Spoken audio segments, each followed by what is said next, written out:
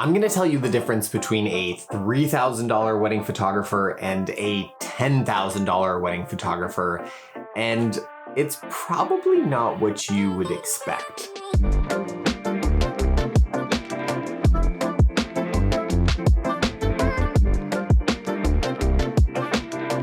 I'm going to start off by showing you something that I have never showed on this channel before. I pulled up a quote from one of the first weddings that I did after university. I had been shooting some weddings during university, but that doesn't count. Like, this was my first month after graduating and starting kind of officially my wedding photography business. And it was not for $10,000. It was not for $5,000. It was not for $3,000. It was for $1.3 thousand, $1,300. And I guess for some reason I thought that was too much. So I gave them a friends and family discount for 15% off. And so it rounded it off to a nice $1,147.50.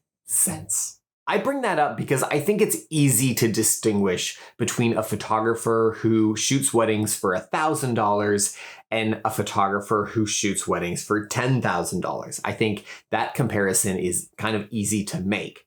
Where it gets more difficult is when you get to the kind of $3,000 to $5,000 wedding. A lot of weddings are, I looked up the Knot average for 2023, and the average wedding was just under $3,000. It's like $2,900 for the average wedding photographer. When I was charging $3,000 to $4,000 for weddings, I just couldn't figure out why anyone would pay $10,000. Like, it just kind of blew my mind. I just couldn't comprehend why and how someone would do that. The first thing is, it's based on what you're willing to take for your time. When I gave that quote for barely over $1,000 for wedding photography, I was ecstatic. I couldn't believe that someone was willing to pay me money, let alone like $1,000 to shoot their wedding. I was so excited. Like, this was my dream job. And I had no one else willing to pay me, $1,000 for a day of shooting. And so for me, I thought that was a great exchange. However, when I started to quickly book up my first summer of shooting weddings, and then I had more people booking the following year of weddings, I started to realize, okay, I actually have lots of people wanting to pay me this much for a wedding. And so I thought, okay, it probably means that at least a good portion of these people would be willing to pay a little more if I charged them a little more. And that was just the simple law of like supply and demand. I had lots of demand, lots of people wanting to hire me for that price. And I only had so many wedding days available, right? There's just only so many weekends in a summer. And so I realized that I could raise my price a little bit. And then I did it a little bit more and a little bit more and a little bit more. And I find that's how I got from $1,000 up to $3,000 up to $5,000. It was just these little increments of continuing to shoot weddings. People wanted to book, and so I charged more and more. The second thing is they know the right people.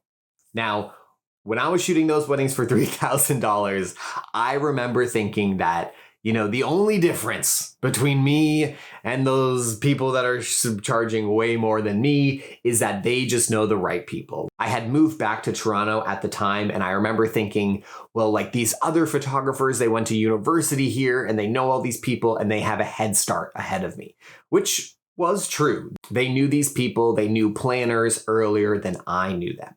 And yes, that is definitely true. Wedding photography is a lot about knowing the right people.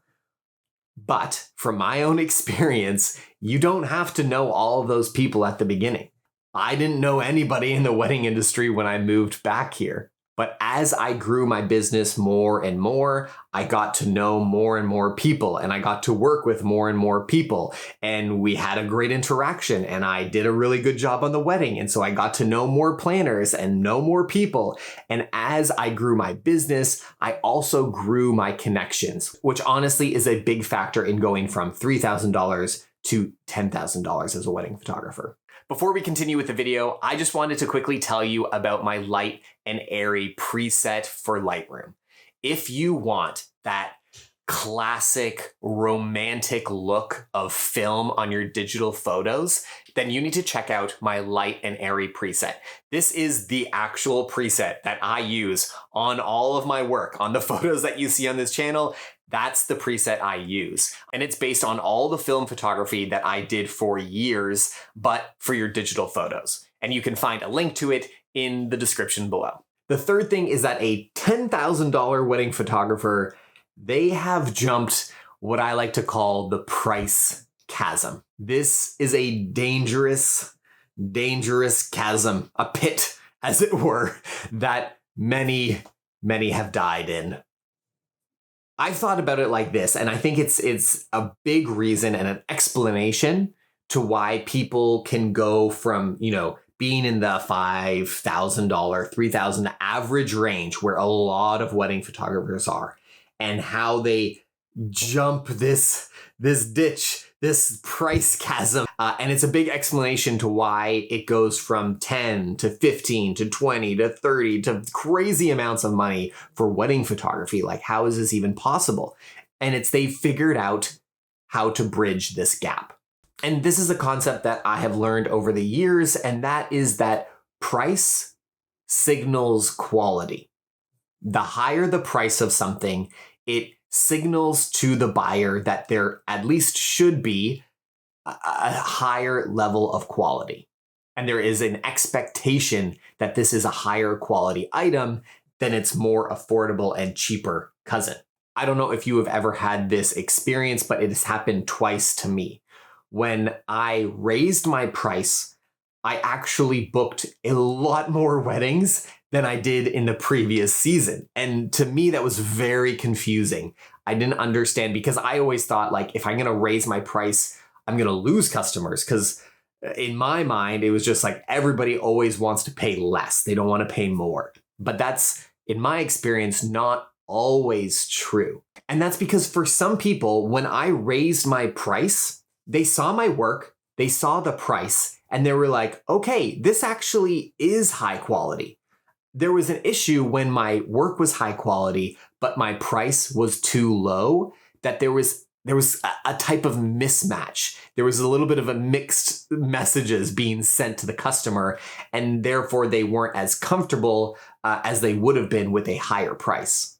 Some people are kind of wary of low prices. Some people want deals, but some people want good quality, and a high price signals to them that, hey, this is something that's high quality. So if they come across two wedding photographers that, have excellent photography, they seem like it's everything they want, the style's right, the personality is great, all of the things are aligning. Sometimes they're going to choose the one that's actually more expensive because it signals to them that this one is probably higher quality than this one. So you can just raise your price and more people will book you and you'll just make more money, right?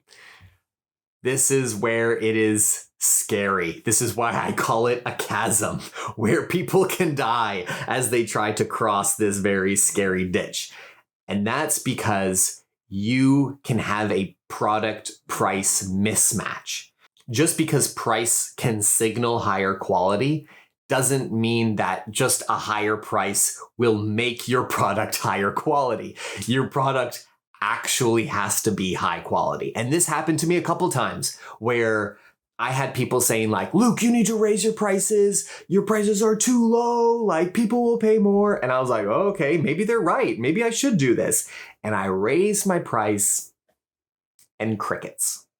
Because I simply wasn't ready. My brand wasn't there, my photography wasn't there, and people simply weren't willing to pay that price for my photography. The fourth difference between a $3,000 photographer and a $10,000 photographer is that they realize that it's not all about the photography. I always thought that the more you pay for a wedding photographer, that they just get better and better and better. Of course, the photographers that charge the most are very good photographers, but it's not necessarily true that the more you charge, that every photographer that charges more than you is necessarily better than you. And that's because that growth curve is not equal, as you go on your career forever and ever and ever. I think where it is most true is between the $1,000 range and that mid-range of $3,000 to $5,000, because the growth curve is the highest at the beginning, right? You are just getting into wedding photography. You're not even sure how weddings fully go. You're still figuring out your gear. But once you start charging a few $1,000s for your services, it's proven that you can shoot a wedding pretty well. And so it gets really cloudy as you start getting into the $3,000 to $5,000 range. There's some photographers that are incredible, but actually cheaper. And there's some photographers that are charging a little bit more and are not as good. And I think actually a part of that is the fact that a lot of photographers don't show their pricing. And so it's hard for consumers to be able to get a really good idea of kind of who's better than who, because you don't always have that price comparison for every photographer that you see, because you have to inquire, you have to set up a meeting, and you have to talk about their packages and all of that stuff in order to fully understand, the quality of the photographer. Here's an example. Here are 3 photos. They are all from different periods of my wedding photography career. One is in the $3,000-ish range. One is in the $5,000 range, and one is a $10,000 range wedding. Now, when I charged $3,000 for a wedding and $10,000 for a wedding, was I just a radically, completely different wedding photographer? No, not necessarily. When I was shooting weddings for $3,000, I was a good photographer. In order to go from a $3,000 wedding to a $10,000 wedding, it's not this just radically different thing that you've never thought of before and learned in wedding photography that will just make you this special different photographer. I was still a good photographer at 3,000, and I was a better photographer shooting $10,000 weddings, but it's more like a 1 and 2% difference. It's more going into the nuances of how you shoot weddings that gives you that edge in your photography. Because once you pass the $5,000 range, excellent photography is a given. You have to be an excellent photographer. You can't be figuring out how to use your settings. You have to be an expert at that point. But what I've experienced that in order to get up to that $10,000 range, you have to be an incredible photographer. You have to push the envelope, even though it might not be incredibly visible to everybody to see the difference between what you were doing at 3 and 10,000. There are these nuances that you have to dig into to figure out, to really learn how to push your photography even more, even though it's not as maybe noticeable as it was when you started out at 1,000 and moved up to 3,000.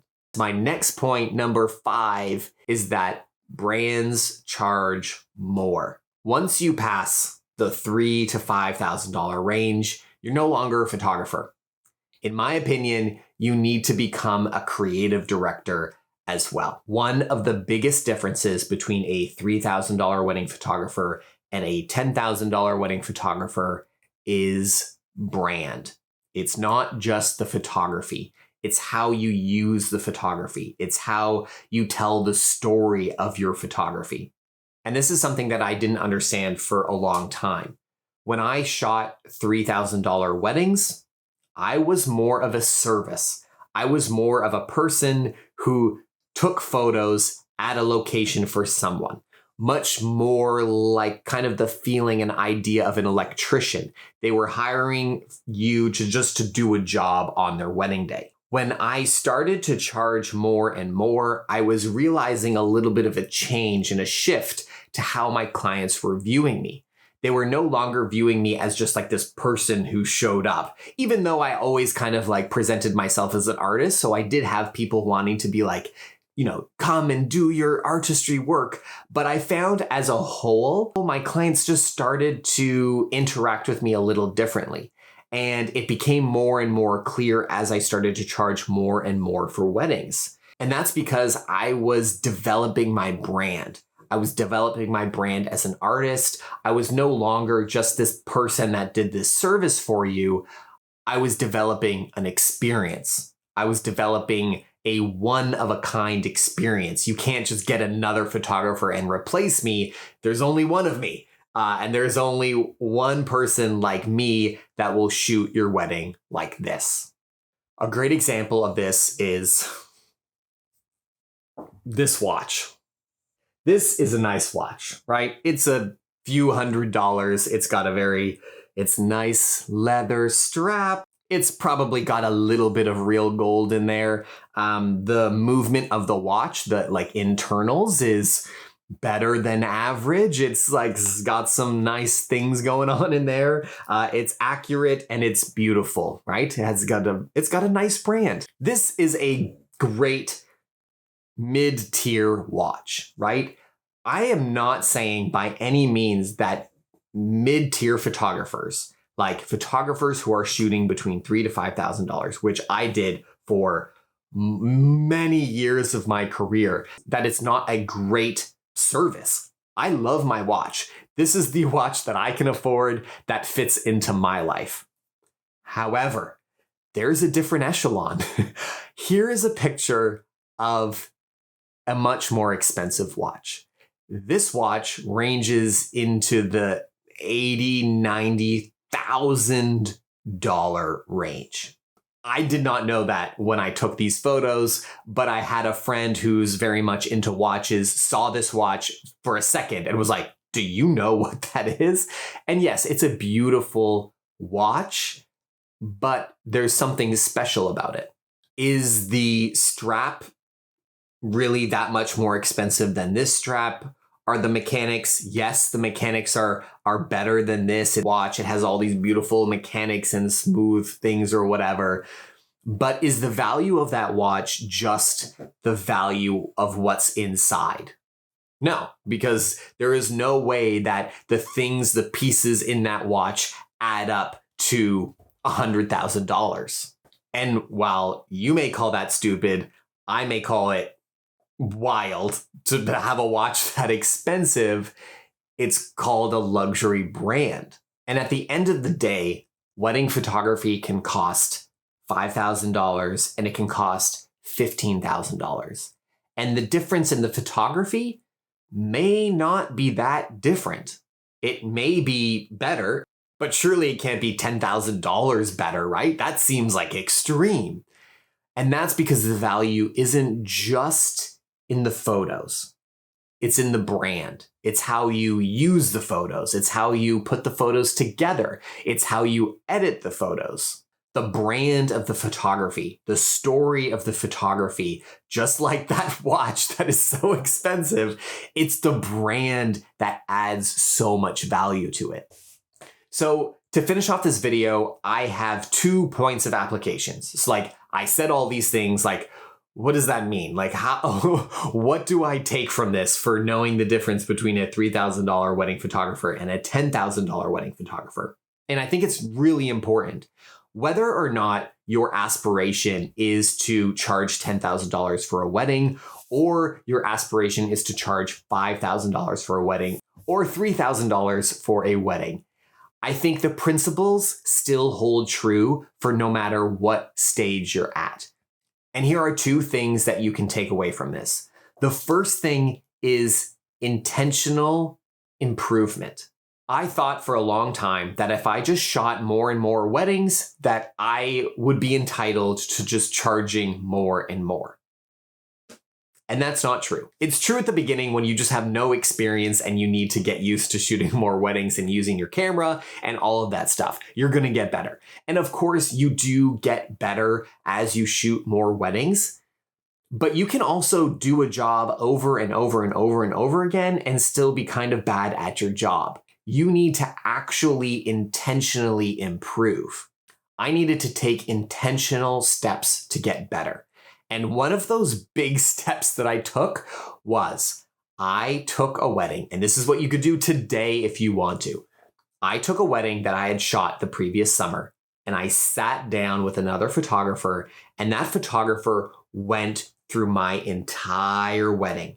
And we looked through critically at how I was shooting this wedding, and we listed out all the ways that I could improve and what I could do to improve it. So get a friend, ask them to do this, ask a photographer that you know. I also offer a coaching option that does this exact thing, that helps me go from $3,000 to $5,000 weddings all the way up to $10,000 weddings. Because when I was at the $3,000 range, I thought I knew everything about wedding photography. Like, I knew how to take clear, sharp pictures at a wedding. I knew how to use flash. I knew how to take photos at the wedding, but I didn't know about the nuanced changes that I could make in order to get to the next level. And so if you're interested in some coaching options like that, you can check them out on my website in the shop. The second point is learning how to be really good at duplication. What is the likelihood of replication regardless of circumstances? How can you replicate what is in your portfolio over and over and over again, regardless of the circumstances, regardless of the weather, regardless of the venue? How can you give your clients a consistent look over and over and over again? The first few years of shooting weddings, I thought I was an artist, and I thought I didn't need rules, and I just shot weddings however I wanted to.